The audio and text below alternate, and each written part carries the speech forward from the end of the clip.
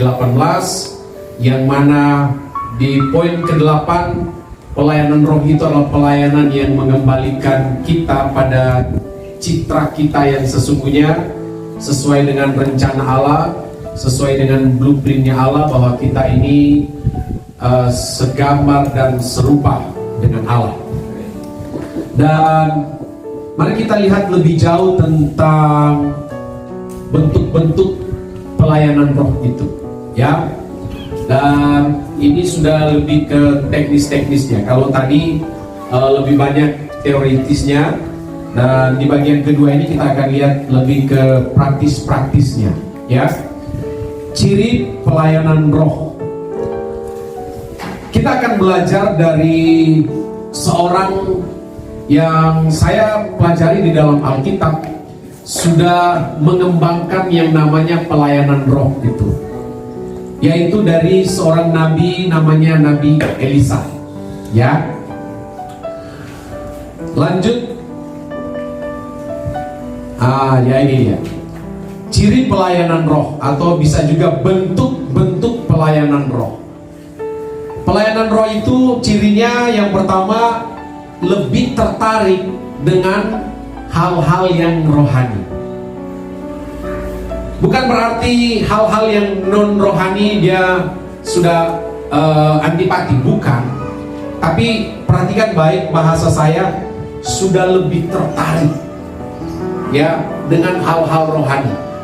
Jadi kira-kira konkretnya, kalau tiba-tiba kita diperhadapkan dengan lagu rohani dan lagu sekuler, mana yang kita ikut? Lebih kecenderungannya ke lagu rohani, ya.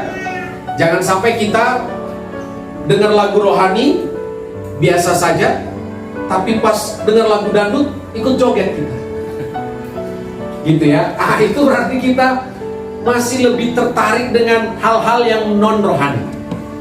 Karena pelayanan roh, dia itu sudah lebih tertarik untuk hal-hal yang rohani.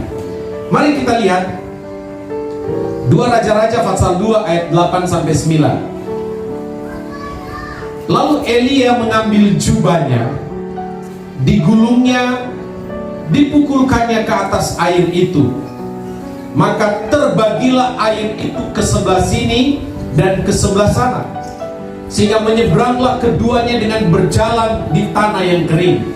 Saudara lihat ini menjelang Nabi Elia terangkat ke sorga, dia memanggil murid kesayangannya, bisa dibilang seperti itu, Elisa. Lalu lihat, mereka menyeberang sebuah tempat yang ada airnya. Lalu Elia mengambil jubahnya, digulungnya di tangannya, lalu dipukulkannya di atas air itu. Lalu firman Allah berkata, dipukulkannya ke atas air itu, maka terbagilah air itu ke sebelah sini dan ke sebelah sana, sehingga menyeberanglah keduanya dengan berjalan di tanah yang kering. Jadi luar biasa jubahnya Elia itu. Tapi mari lihat ayat 9. Dan sesudah mereka sampai di seberang, berkatalah Elia kepada Elisa, mintalah apa yang hendak kulakukan kepadamu sebelum aku terangkat daripadamu. Jawab Elisa, biarlah kiranya aku mendapat 2 bagian dari rohmu. Ini menarik, ya. Kenapa? Karena perhatikan baik, ya. Di ayat sebelumnya, Elisa melihat dengan mata kepalanya sendiri bagaimana Elia membelah air itu dengan jubahnya. Tapi ketika datang peluang itu, kamu mau minta apa, Elisa? Perhatikan, Elisa tidak minta jubah. Kalau mungkin kita jadi Elisa, mungkin kita bilang, ingin dong jubahnya itu, biar saya mau kasih demonstrasi di depan jemaat Bukit Sion. Kira-kira begitu. Saya mau bikin tanda-tanda mujizat, tanda-tanda ajaib, kira-kira. Tapi lihat, Elisa tidak minta jubah. Yang Elisa minta adalah 2 bagian dari roh. Inilah ciri pelayanan roh itu, Bapak Ibu. Dan inilah bentuk kemuliaan dari pelayanan roh itu. bahwa kita sudah lebih tertarik kepada hal-hal yang rohani, bukan lagi kepada hal-hal yang sifatnya materi, bukan lagi lebih tertarik kepada hal-hal yang sifatnya remeh-temeh. Orang yang sudah masuk dalam dimensi pelayanan roh, dia sudah tidak tertarik dengan yang namanya gosip-gosip murahan. Dia sudah tidak tertarik lagi dengan yang namanya hoax.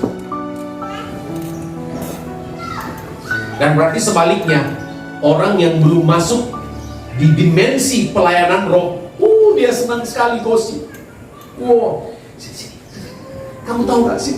Waduh, dia buka telinganya lebar-lebar. Tapi jemaat-jemaat yang sudah masuk di dimensi pelayanan roh tidak tertarik lagi yang begitu. Dia lebih senang bicara firman Tuhan. Dia senang kalau diajak berdoa. Dia senang kalau diajak penyembahan. Dia senang kalau diajak untuk acara-acara rohani seperti ini, retreat. Oh, kalau orang yang rohaninya sudah bagus, sudah bergerak di dimensi roh, ditawarkan, ayo retreat, setuju. Saya korban misalnya 3 juta, 5 juta itu. Tapi kalau dia masih bergerak di non rohani, diajak retreat, paling respon pertamanya, bayarnya berapa? Bayarnya berapa gitu ya. Tapi itu di sana Pak, di sini dia tertarik soalnya dengan rohani. Terima kasih Pak Gembala. Ini saya sudah tunggu sejak lama. Kapan kita retreat? Kita kumpul bersama supaya keakraban terjalin, persaudaraan lebih kuat lagi, dan kita disiram firman Tuhan. Ini yang saya tunggu, ini yang saya cari. Jangan saudara gathering kantor, antusiasnya luar biasa, tapi pas untuk gereja, dingin, respon kita dingin. Itu berarti engkau belum ada di dimensi roh. Engkau belum menampakkan bentuk dan ciri yang namanya pelayanan roh itu. Karena pelayanan roh itu, dia sudah tertarik, dia senang dengan hal-hal yang rohani. Makanya pemazmur bilang, aku bersuka cita ketika aku diajak untuk pergi ke rumah Tuhan. Itu orang yang rohani. Dia senang dengan hal-hal rohani. Jangan saudara diajak ke gereja malas, tapi diajak ke diskotik. Waduh, langsung mandi. Tunggu ya, langsung mandi cepat-cepat, pakai parfum, jalan. Antusias sekali. Tapi untuk ke gereja dingin. Harus dijemput baru datang, dipaksa-paksa baru datang, atau nanti diajak sama orang baru datang. Itu Anda belum ada di dimensi roh. Anda belum masuk ke yang namanya kemuliaan pelayanan roh. Karena yang namanya kemuliaan pelayanan roh, dia senang, dia tertarik dengan hal-hal yang bersifat rohani. Memuji Tuhan dia antusias, berdoa dia sungguh-sungguh, menyembah Tuhan dia serius. Kalau disuruh pelayanan, dia mempersiapkan diri dengan baik. Kalau di sini saya lihat mantap, tapi kalau di tempat-tempat lain, lagunya kemana, musiknya kemana, tidak jelas. Ada di Manado sudah. Pendeta di Manado lagi ya. Soalnya saya takut bilang di Batak, wah bahaya saya saudara ya. Bahaya saya ini. Pendeta khotbah pasca selesai khotbah, dia bilang ke pemusik, nyanyi salibnya, nada waltz. Nah rupanya pemain musik ini dulu pernah jualan es krim waltz. Jadi intronya tenonet, tenonet, tenonet, tenonet, tenonet. Pendeta ini salibnya nada waltz. Karena dia cuma tahu waltz, tenonet, tenonet, tenonet, tenonet, Akhirnya pendetanya ikut. Salibnya teramat mulia. Tapi itu di Manado ya saudara. Karena tidak persiapan.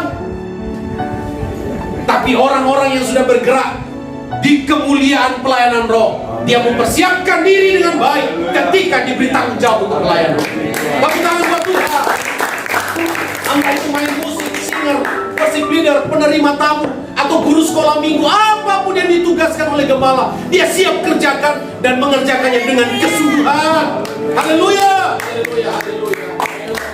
Saudara tahu kalau kita kembali kepada Elisa, tentu Elia banyak muridnya. Tapi kenapa Elisa yang dia ajak untuk melihat bagaimana dia terangkat ke sorga? Karena dia tahu murid ini lain dari yang lain. Dia senang dengan hal-hal rohani.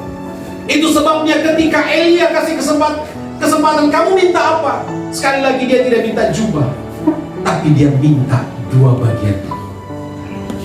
Memang bisa dijelaskan secara teologis tentang 2 bagian roh, tapi saya simpulkan saja karena waktunya. Saya simpulkan saja, yang jelas Elisa senang dengan hal-hal yang rohani, sehingga dia tidak melihat atau tidak merasa begitu tertarik dengan sifatnya materi. Meskipun mungkin jubah itu ya ada kuasanya, tapi lagi-lagi dia meminta yang lebih esensi dari sekedar jubah yang bisa mengerjakan mujizat. Yang lebih esensi itu adalah spiritnya Elia. Itu yang dibutuhkan oleh Elisa. Elisa mau jadi sama seperti Elia. Dan saudara tahu enggak bahwa salah satu spirit Elia akhir zaman adalah pelayanan pemulihan keluarga. Coba buka semua Maleakhi pasal 4 ayat 6. Minta tolong istri saya baca Maleakhi 4 ayat 6.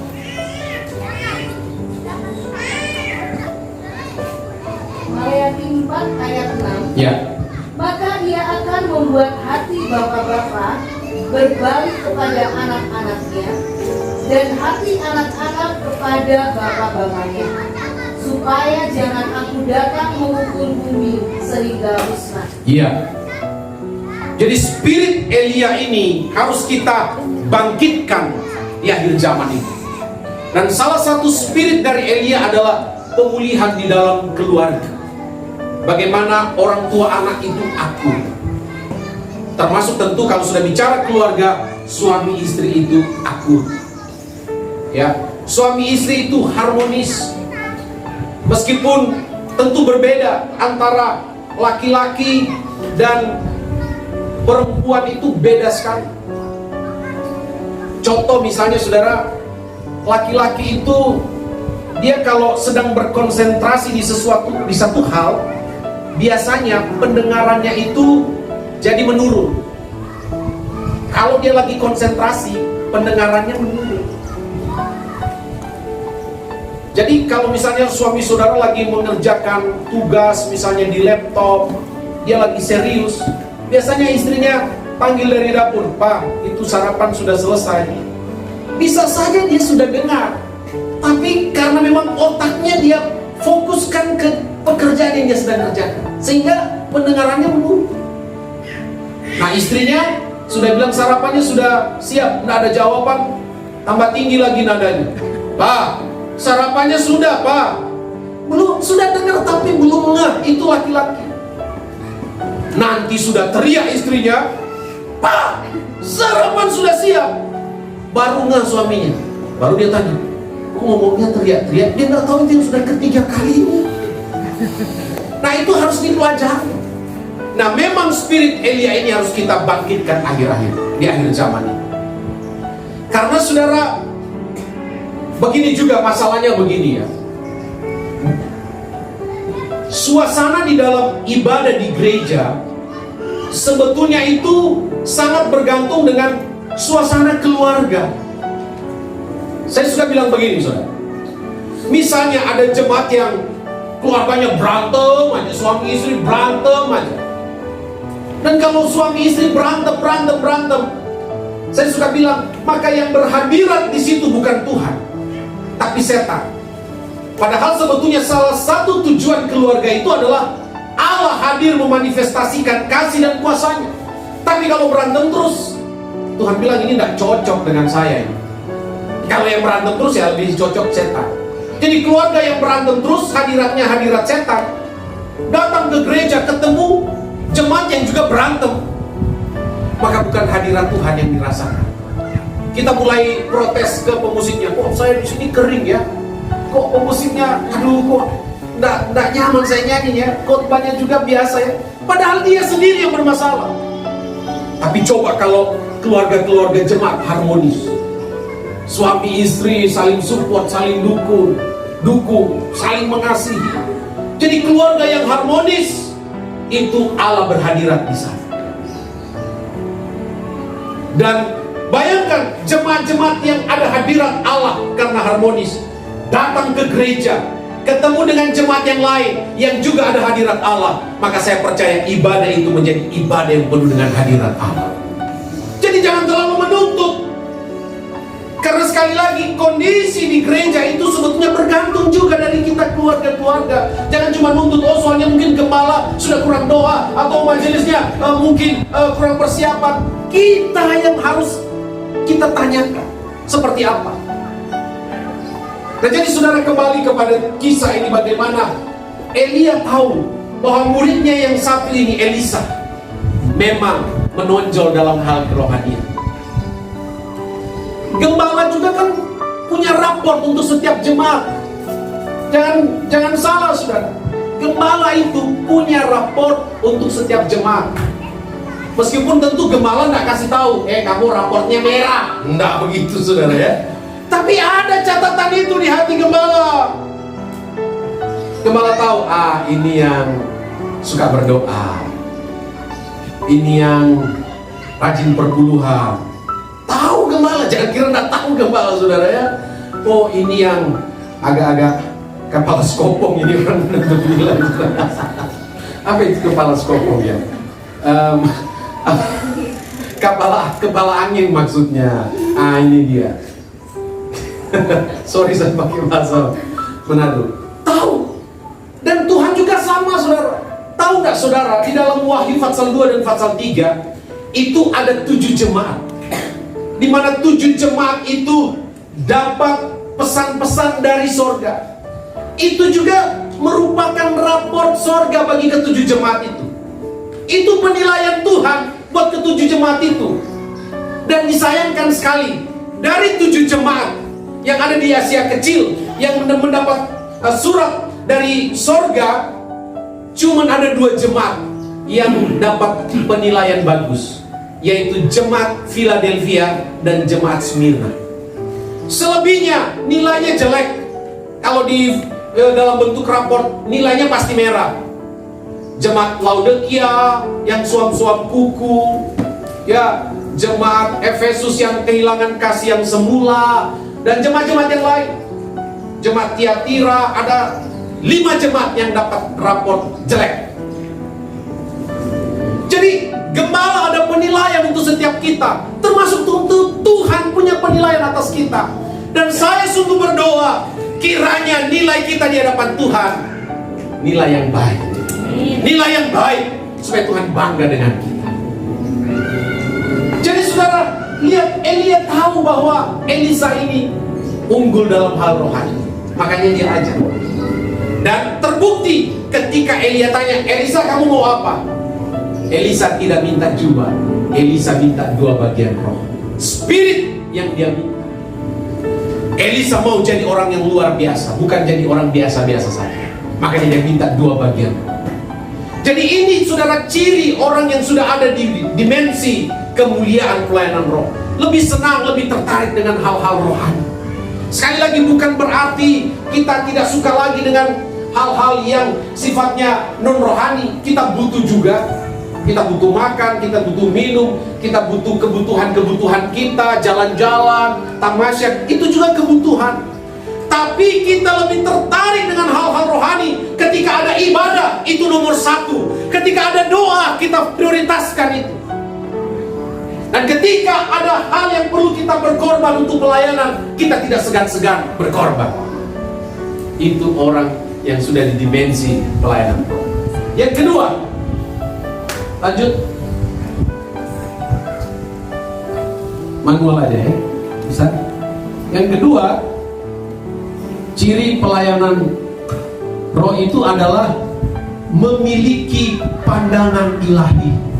Coba semua bilang pandangan ilahi. Lanjut, kita lihat ayatnya. Nah ini, 2 Raja-Raja 6 ayat 16 dan 17. Jawabnya, jangan takut, sebab lebih banyak yang menyertai kita daripada yang menyertai mereka. Lalu berdoalah Elisa, ya Tuhan, bukakanlah kiranya matanya, supaya ia melihat. Maka Tuhan membuka mata bujang itu, sehingga ia melihat. Tampaklah gunung itu penuh dengan kuda dan kereta berapi sekeliling Elisa. Jadi ceritanya begini Bapak Ibu. Itu diawali dari setiap kali Raja Aram mau menyergap tentara Israel, enggak jadi. Kenapa enggak jadi? Karena rupanya tentara Israel sudah tahu, sehingga mereka menghindar. Dan itu ada beberapa kali tentara Aram sudah dengar, oh tentara Israel ada di daerah ini, sedang menuju daerah ini, ayo kita sergap mereka. Sudah susun strategi. Waktu mereka sergap, mereka tertipu lagi. Ternyata bangsa Israel tidak lewat situ, mereka lewat jalan lain. Itu ada sekitar 2-3 kali. Sampai-sampai Raja Aram itu curiga. Raja Aram panggil semua tua-tua Aram ketika itu dan menanyakan siapa kira-kira pengkhianat yang membocorkan strategi kita. Akhirnya mereka bilang begini sama Raja, Raja, tidak ada yang berkhianat. Nah terus kenapa mereka selalu tahu strategi kita? Mereka lapor, Raja, di Israel itu ada nabi namanya Nabi Elisa. Dialah yang selalu membocorkan rencana dan strategi kita. Oh gitu ya? Lalu mereka bilang, Raja bilang, sekarang cari itu Elisa. Dia jadi DPO nomor 1 tentara Aram. Cari sampai ketemu. Mereka cari agak susah. Sampai suatu ketika mereka dapat info Nabi Elisa dan bujangnya ada di daerah Dotan. Wow, itu Nabi Elisa ada di Dotan. Ayo kita kepung dia dan kita tangkap. Akhirnya tentara Aram mengerahkan semua pasukan dan kereta-kereta berapi, kereta berkuda maksudnya. Mereka kepung tempat perkemahan Elisa dan bujang. Dan benar saudara, pagi-paginya waktu bujangnya keluar, mungkin mau buang air kecil, dia kaget. Karena dia lihat bukit di sekeliling mereka berkemah sudah dikepung oleh tentara-tentara Aram dengan perlengkapan senjata yang lengkap. Akhirnya bujangnya ini ketakutan, dia langsung lari masuk ke tenda dan teriak, Tuhan celaka, Tuhan celaka, Tuhan celaka. Elisa tanya, kenapa? Dia bilang, mati kita ini. Elisa tanya, kenapa? Kita sudah dikepung oleh tentara Aram. Lalu muncullah ayat ini. Jawab Elisa, jangan takut, sebab lebih banyak yang menyertai kita daripada yang menyertai mereka. Sampai di situ bingung ini bujangnya. Maksudnya apa? Lalu firman Allah berkata, berdoalah Elisa, Tuhan bukakanlah kiranya matanya supaya melihat. Maka Tuhan membuka mata bujang itu. Dan apa yang terjadi? Sehingga ia melihat, tampaklah gunung itu penuh dengan kuda dan kereta berapi sekeliling Elisa. Jadi saudara lihat, bujangnya ini hanya melihat musuh, tapi Elisa melihat tentara ilahi yang siap bela mereka. Dan itu tidak bisa dilihat oleh bujangnya ini. Sampai Elisa berdoa, Tuhan bukakanlah matanya. Dan Tuhan buka matanya. Akhirnya dia melihat, wow, ternyata ada begitu banyak tentara-tentara dari sorga, tentara-tentara malaikat yang ada di pihak mereka siap tolong mereka. Jadi saudara, orang yang sudah bergerak di dimensi kemuliaan pelayanan roh, dia mampu melihat hal-hal yang tidak dilihat orang. Dia bisa melihat visi. Saya tidak berlebihan dengan gembala saudara, tapi saya melihat betapa Bapak Gembala punya visi jauh ke depan. Dan memang harus bergerak di dimensi itu. Kalau cuma melihat sekeliling kita, kalau cuma melihat tantangan, kalau cuma melihat musuh-musuh, ya itu berarti bujang. Saudara yang mau yang bujang atau yang Elisanya? Bujang ini bisa kita gambarkan pelayanan yang belum bergerak di bidang pelayanan roh. Masih pelayanan jasmani dia. Tapi Elisa sudah bergerak di bidang pelayanan roh. Mampu melihat jauh ke depan. Apa yang Tuhan mau kita lakukan, kita garap, kita lakukan. Itu orang yang bergerak di dimensi roh. Kalau belum sampai di situ yang kita lihat masalah. Kalau kita belum sampai di situ iman kita lihat kesulitan. Aduh Pak Gembala, aduh gimana ini? Suami saya di PHK. Oh, suami saya kehilangan pekerjaan. Kita terus melihat tantangan, kita terus melihat tantangan, kita terus melihat pergumulan. Kapan kita melewati itu dan melihat karya Tuhan? Kapan kita melewati itu dan melihat rencana Tuhan yang indah atas hidup kita? Dan dimensi roh adalah kita harus mampu melewati hal yang cuma bisa dilihat dengan mata, tapi kita melihat dengan mata iman. Haleluya. Haleluya. Tepuk tangan buat Tuhan. Itu sama dengan apa yang dilakukan oleh Nabi Musa di dalam Ibrani pasal 11. Coba kita lihat Ibrani pasal 11.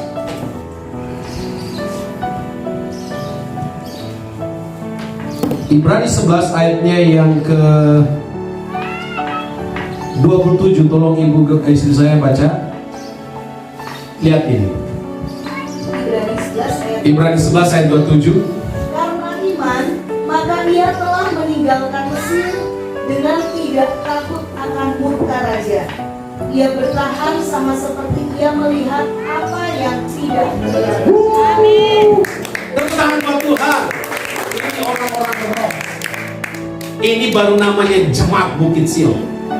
Melihat yang tidak kelihatan. Amin. Berarti dia melihat dengan mata iman, melihat dengan mata rohani. Memang mungkin mata jasmani kita melihat ada tantangan. Mata jasmani kita melihat ada guncangan ekonomi. Mata jasmani kita mungkin melihat minyak goreng mahal. Mata jasmani kita mungkin melihat ada hadangan-hadangan, ada rintangan-rintangan.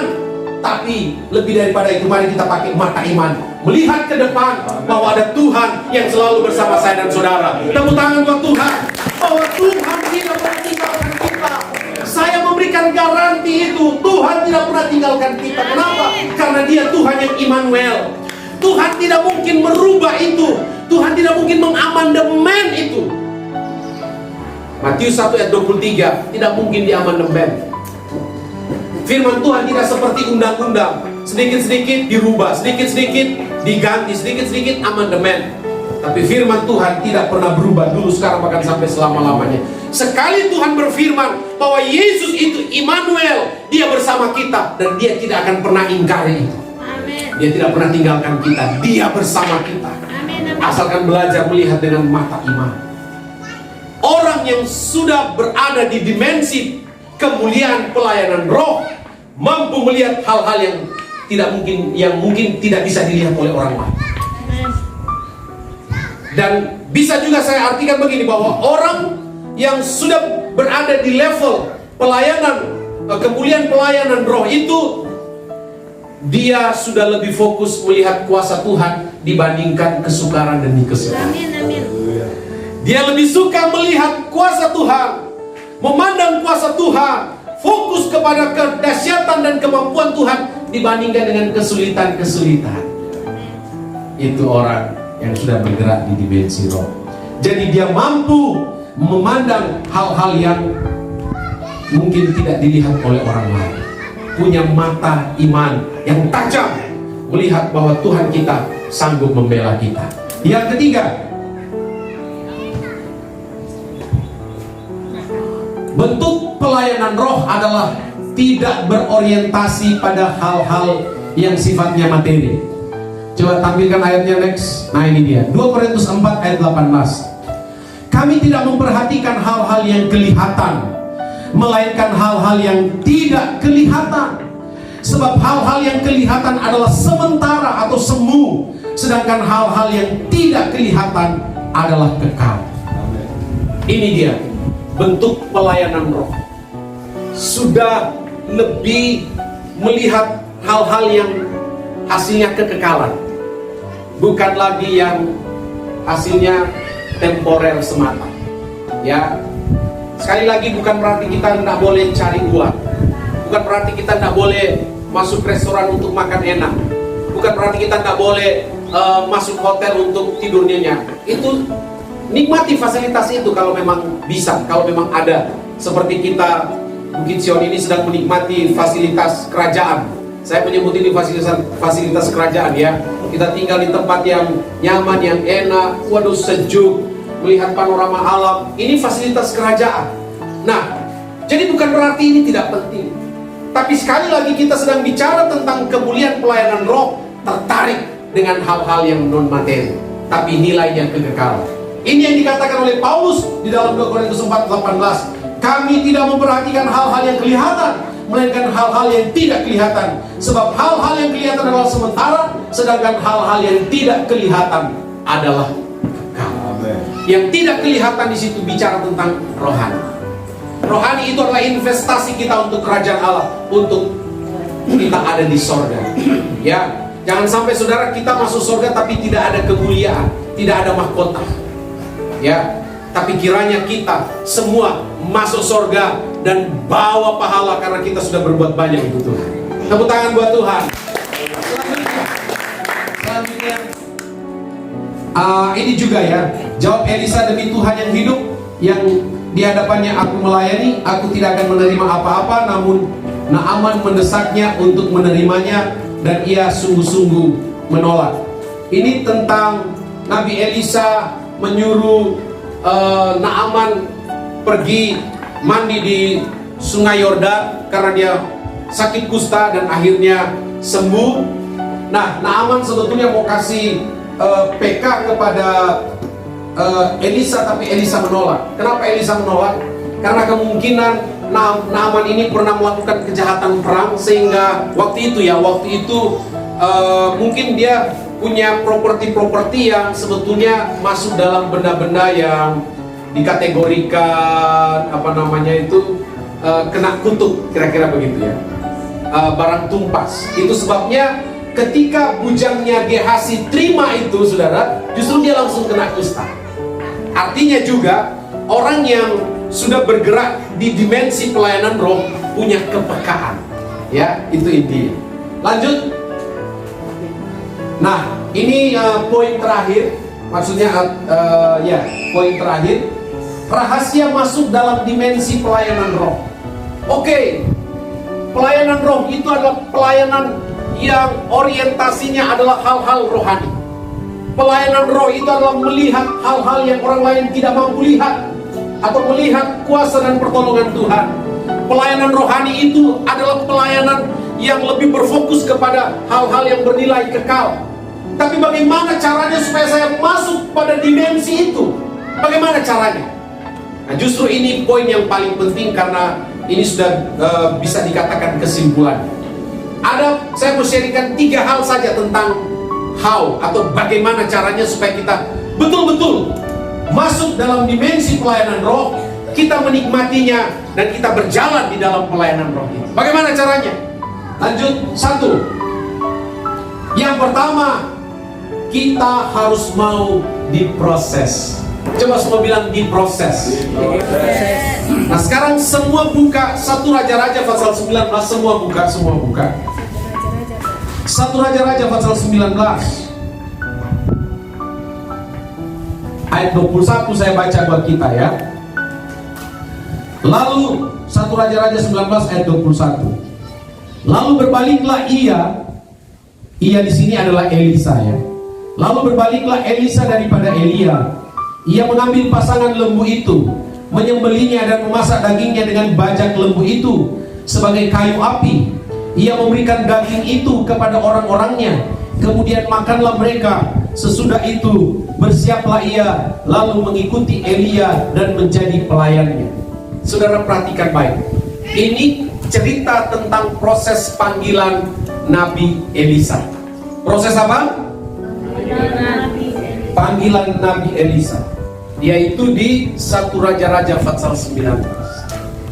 Nah, tapi saudara, tahu enggak saudara bahwa setelah itu Nabi Elisa tidak pernah muncul lagi.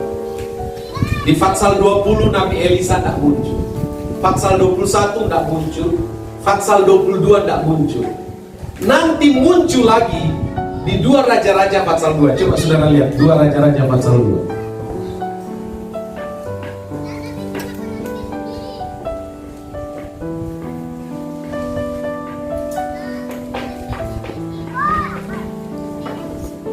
Nah, muncul lagi di 2 Raja-Raja pasal 2 ayat 1, dikatakan begini.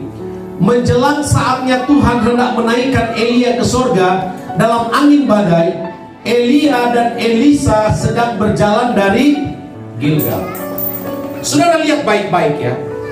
Elisa terakhir kali muncul di 1 Raja-Raja pasal 19. Setelah itu tidak lagi ada catatan tentang Elisa, dan nanti muncul lagi di 2 Raja-Raja pasal 2. Tahu nggak saudara berapa lama durasi itu?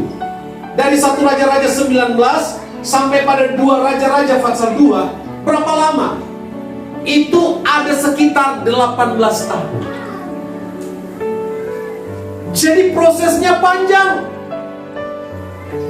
Jadi saudara, Elisa itu tidak serta-merta muncul dan mendapat kesempatan terbaik ketika Elia bilang, kamu mau apa? Lalu dia minta 2 bagian roh, dan akhirnya dia dapat 2 bagian roh itu. Oh, itu tidak semudah itu, dan tidak secepat itu.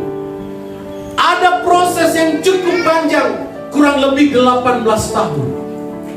Elisa tidak diekspos, bahkan bisa dibilang Elisa tidak dianggap. Tapi justru disitulah waktu-waktu terpenting untuk Elisa Tuhan sedang bentuk. Jadi intinya, kalau kita mau masuk dalam dimensi pelayanan roh, kita harus mau diproses oleh Tuhan. Tahu gak saudara bahwa Tuhan Yesus, dia juga ada 18 tahun yang hilang dari silsilah perjalanan hidup Tuhan Yesus. Lukas pasal 2 terakhir menceritakan Tuhan Yesus di usia 12 tahun. Usia berapa tahun? 12 tahun. Itu di Lukas pasal 2. Setelah itu tidak lagi ada catatan tentang Tuhan Yesus. Nanti Tuhan Yesus muncul lagi usia 30 tahun. Dan ketika dia muncul, dia langsung minta dibaptis oleh Yohanes Pembaptis. Jadi dari 12 tahun hilang, nanti muncul 30 tahun, ada berapa tahun yang hilang? 18 tahun. Kemana Tuhan Yesus 18 tahun itu?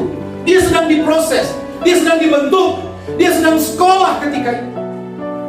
Itu sebabnya ketika selesai, Yesus tampil dan dipanggil Rabi atau Guru. Tapi sebelum itu juga Yesus minta dibaptis. Jadi saya suka bilang, Yesus aja Tuhan, tapi minta dibaptis. Dan baptisnya benar, dimasukkan ke dalam air. Terus kita bukan Tuhan, tidak mau dibaptis. Ya Tuhan Yesus, mau jadi apa kita ini? Tuhan Yesus saja Tuhan. Dia mampu melakukan segala sesuatu, bahkan dia yang menciptakan alam raya ini. Terus nggak mau dibaptis kita ini. Sombong betul kita ini. Tuhan Yesus saja mau dibaptis.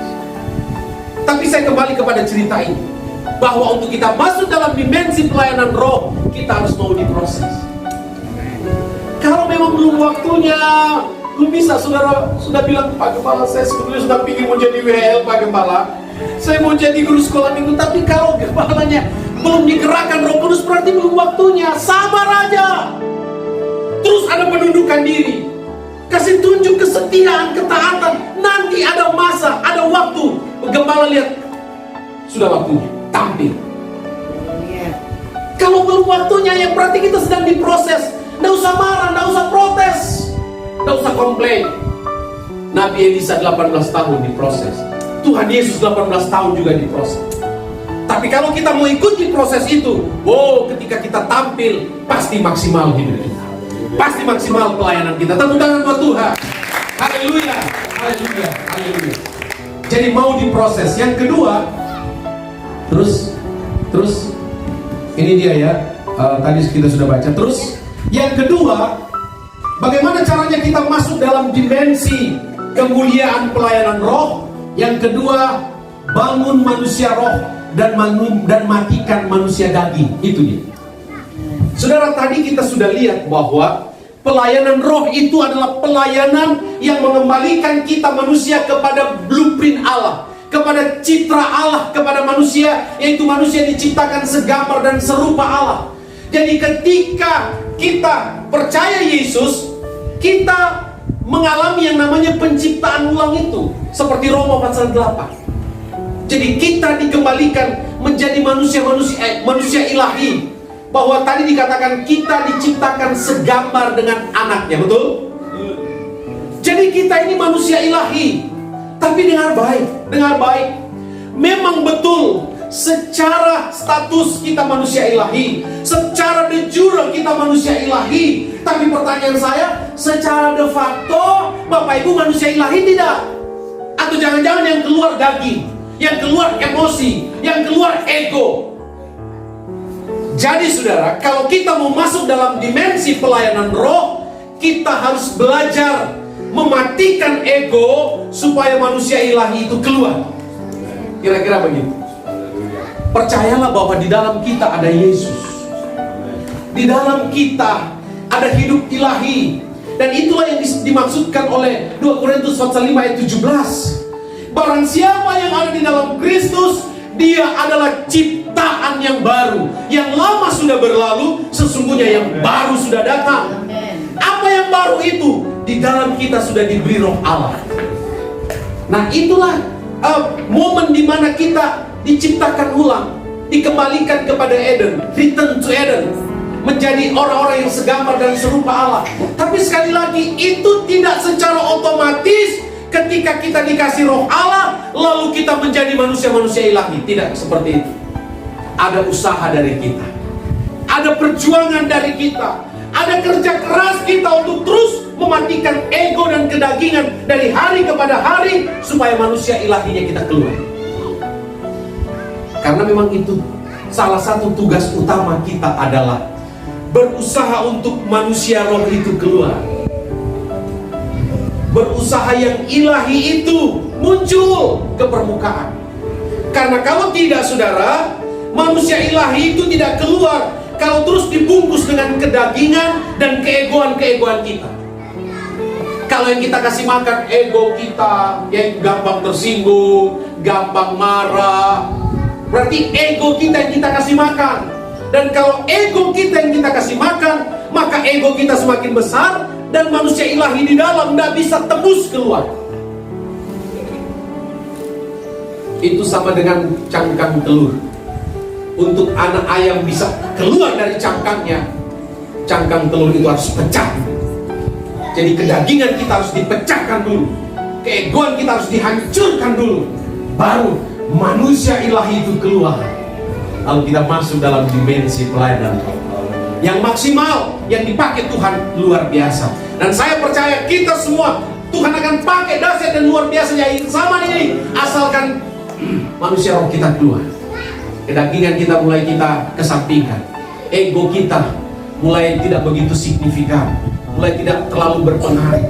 Kita berjalan bersama Tuhan, berjalan di dalam roh. Tepuk tangan buat Tuhan. Haleluya, haleluya. Jadi bangun manusia roh dan matikan manusia daging. Itu yang dikatakan oleh Rasul Paulus di dalam 2 Korintus 4:16. Sebab itu kami tidak tawar hati, tetapi meskipun manusia lahiriah kami semakin merosot, namun manusia roh kami, manusia batinnya kami dibaharui dari sehari kepada kesehari. Jadi ini kuncinya, ini rahasianya. Kita masuk dalam dimensi kemuliaan pelayanan roh, yaitu bagaimana kita belajar mematikan kedagingan dan keegoan kita, supaya sekali lagi yang ilahi itu muncul, yang ilahi itu keluar. Haleluya. Terakhir yang ketiga, Bagaimana kita masuk dalam dimensi pelayanan roh? Tetap dalam firman kebenaran. Coba semua buka Yohanes 8 ayat 31 dan 32. Tolong istri saya baca Yohanes 8 ayat 31 dan 32, ini ayat terakhir. Yohanes 8 ayat 31 dan 32. Ya.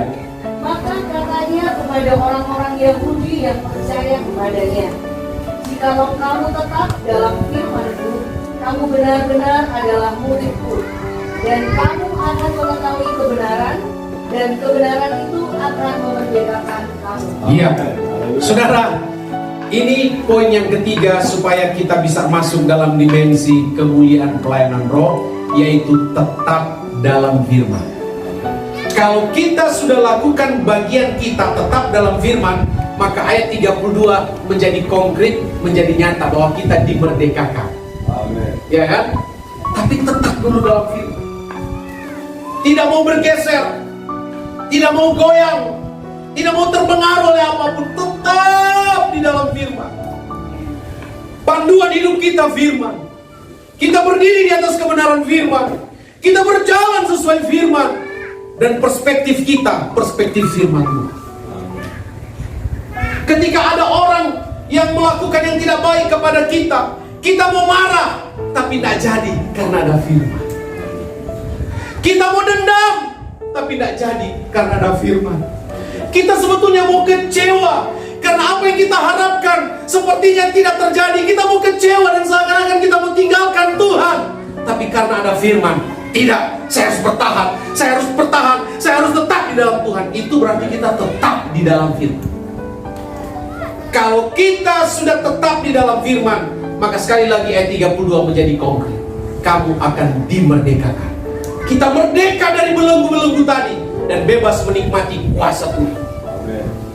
Asalkan tetap, saudara, jangan mau bergeser, jangan mau dipengaruhi oleh hal-hal di dunia ini.